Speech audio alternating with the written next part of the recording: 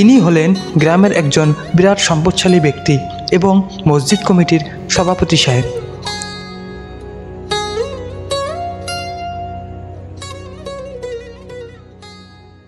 সভাপতি সাহেব, আপনি এত কোটিপতি মানুষ, এই রোজ রোজ কষ্ট করে খেতে আসেন, বললে তো আমি আসি হিসেব নিকেশ নিতে।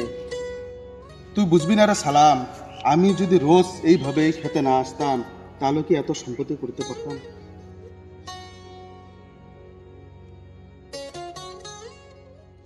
ইনি হলেন মসজিদের ইমাম সাহেব। আসসালামু আলাইকুম। ওয়ালাইকুম আসসালাম, বসেন। সভাপতি সাহেব, আপনি আমাকে ডেকেছিলেন কিংবা জরুরি বিষয় নিয়ে নাকি? হ্যাঁ, ডেকেছিলাম। একটা জরুরি বিষয় ছিল তো, সেই বিষয়টা নিয়ে আলোচনা করার জন্য আমি আপনাকে ডেকেছিলাম।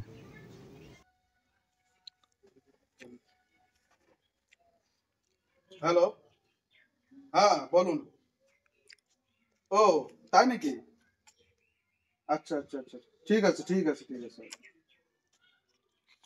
হ্যাঁ ইমাম সাহেব, আলোচনাটা পরে করব, এখন একটা আমার জরুরি কাজ এসে গেছে তো। সভাপতি সাহেব, মানে একটা কথা ছিল, আপনি আমাকে ডেকেছেন, খুব ভালোই হলো। মানে আজকে তো মাস শেষ হয়ে 10 দিন পার হয়ে গেল। মানে আমার বেতনটা যদি আপনি দিতেন আমার খুব সুবিধা হতো। এই যে এমনি তো আপনার নানান ফতোয়া, নানান মাসলা মাসালের জন্য মসজিদে নামাজের সংখ্যা কমে যেতেছে, ফির আবার এই যে আপনার বেতন বেতন। আচ্ছা বলুন তো, আপনি কয় টাকা পান? সভাপতি সাহেব, আমি তো আপনার থেকে ধার চাচ্ছি না, আমি যেটুকু টাকা পাই আমি আমার বেতনের টাকা চাচ্ছি। আর আপনি যে বললেন আমি নানান ফতুয়া দেই, আমার জন্য নাকি মসজিদের নামাজের সংখ্যা কমে যেতেছে। আমার আল্লাহ ভালোই জানে যে আমি কোরআন হাদিস থেকে কথা বলি না, আমি নিজে বানিয়ে বানিয়ে বলি। আচ্ছা, আমি কি বলেছি আপনার কোরআন হাদিসের কথা বলবেন না? কিন্তু সব কথা কি সব জায়গায় বলতে হয়? আমি যে একটা সভাপতি, আমার কথা তো কিছু মানতে হবে। আচ্ছা ঠিক আছে, আমি এখন ব্যস্ত আছি, আমি এক জায়গায় যাব, আপনার বেতনের কথাটা আমি পরে আলোচনা করব। আসসালামু আলাইকুম।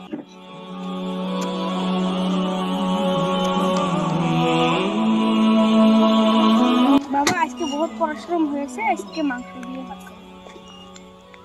বাবা, এই মাসে এখনো বেতন পাইনি, বেতন পাইলে আমি তোমাকে মাংস দিয়ে ভাত খাবো, ঠিক আছে বাবা? তো বেতন বাবা, ঠিক আছে, মাংস দিব। হ্যাঁ ঠিক আছে।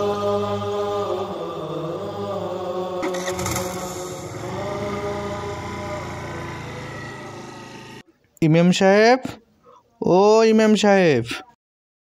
আরে সভাপতি সাহেব, আপনি আসেন, ভিতরে আসেন, বসুন সভাপতি সাহেব।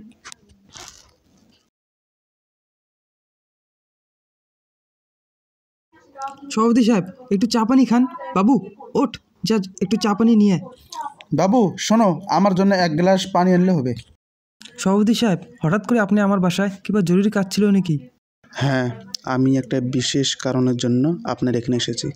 সালাম, তুই একটু বাইরে যেয়ে ওয়েট কর। ঠিক আছে সভাপতি সাহেব। আগে একটু পানি খান। বাবা একটু বাইরে যা।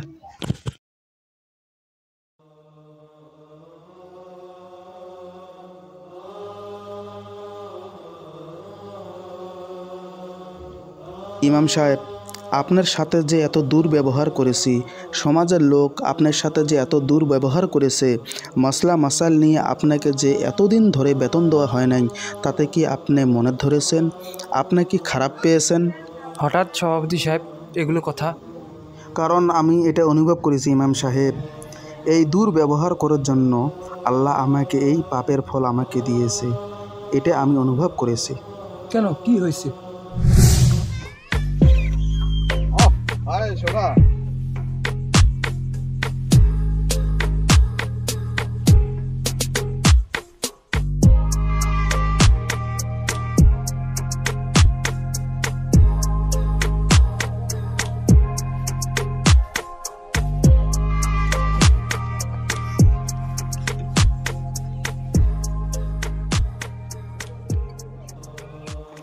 নেশা করিস, তুই মেয়ে নিয়ে ঘুরে বেড়াস, তোর জন্য আমি সমাজে মুখ দেখাতে পারি না, লজ্জা লাগে আমার ছেলে বলতে তোকে। আমি আপনার একমাত্র ছেলে। আপনার যত সম্পত্তি আছে এই সম্পত্তিটা কার জন্য রাখছেন? শুধু আমার জন্য। যদি আমি আপনার টাকা না খাবো তো কাই খাবো? আমি মেয়ে নিয়ে বেড়াই। এই যুগে কোন ছেলে আছে মেয়ের সঙ্গে সারা বেড়াইতে? আমি ওই জন্য আমার মেয়ের দরকার আছে, আমি মেয়ে নিয়ে বেড়াই। যদি আপনার যেটা সম্পত্তি আছে এই সম্পত্তি আমি ছাড়া বেলেগ আর উপভোগ করার মানুষ নাই, ওতে আমি উপভোগ করবোই। তুই আমার সঙ্গে মুখে মুখে তর্ক করিস? আমি এখন আর তোমার বাড়িতে থাকবো না। আমি আমার যেখানে জায়গা আছে ওইখানে যাবো। আমি মেয়ে নিয়ে যাবো, মেয়ে নিয়ে যাবোই।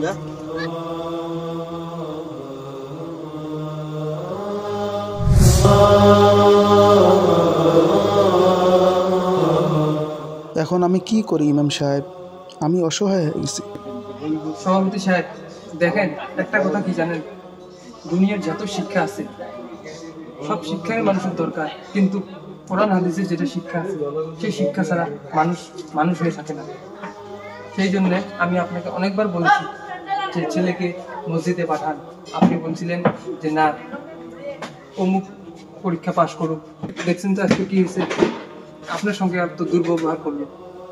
কোরআন হাদিস ছাড়া এই পৃথিবীতে মানুষের চলা। সভাপতি সাহেব, আপনি যদি ছোটবেলায় আপনার ছেলের মনে যদি আল্লাহর ভয় ঢোকাতেন তাহলে আজকে এই দিন আসতো না। ও সবাইকে সম্মান করতো, আপনাকে সম্মান করতো, তার বিয়ে শাদী হবে, তার স্ত্রীকেও সম্মান দিতে জানতো। সভাপতি সাহেব, আপনি আপনার ছেলেকে আল্লাহর রাস্তায় বাহির করেন, আর আল্লাহর রাস্তায় একটু আপনি মাল খরচ করেন। আল্লাহর রাস্তায় যদি আপনি মাল খরচ না করেন, আল্লাহর রাস্তায় যদি আপনি আপনার ছেলেকে বাহির না করেন, আপনি কোটিপতি হয়ে কী লাভ? আপনার ঘরেও শান্তি থাকবে না, আপনার মনে শান্তি থাকবে না। টাকা অজস্র থাকলে কি হবে? মাল সম্পদ আপনার এত দিয়ে লাভ নেই, এগুলো কবরে যাবে না। কবরে যাবে শুধু আপনার ঈমান আর আমল। তো গতিকে এত কোটিপতি হয়ে লাভ কি? 2 দিনের দুনিয়া আল্লাহর রাস্তায় মাল খরচ করেন, আর আপনার ছেলেকে আল্লাহর রাস্তায় বাইর করেন। তবে সে শিখবে যে মা বাবাকে কিরকম করে সম্মান দিতে হয়, সমাজে কিরকম করে চলতে হয়। ইমাম সাহেব, সেই জন্য তো আপনার এই ছেলে, এতটুকু ছেলে মানুষের মতন মানুষ হয়ে উঠেছে, আর আমার ছেলে মানুষের মতন মানুষ হয়ে উঠতে পারে না। সেই জন্য ইমাম সাহেব আমার ছেলেকে একটু নসিহত করবেন। ইমাম সাহেব, আপনার যে এত মাসের বেতনটা আটকে রাখছিলাম, এই বেতনটা নেন। এখানে 1 মাসের অ্যাডভান্স আছে। আপনি মনে কিছু রাখবেন না, আর টাকা পয়সার কোনো সমস্যা হলে একটু আমাকে জানাবেন, আর আমার সমাজের জন্য একটু দোয়া করবেন, আর আমার বেটাকে একটু নসিহত করবেন। কোরআন হাদিসের পথে চলা, কোরআন হাদিস নিয়ে বেঁচে থাকা, এটাই এই ভিডিও বানানোর উদ্দেশ্য।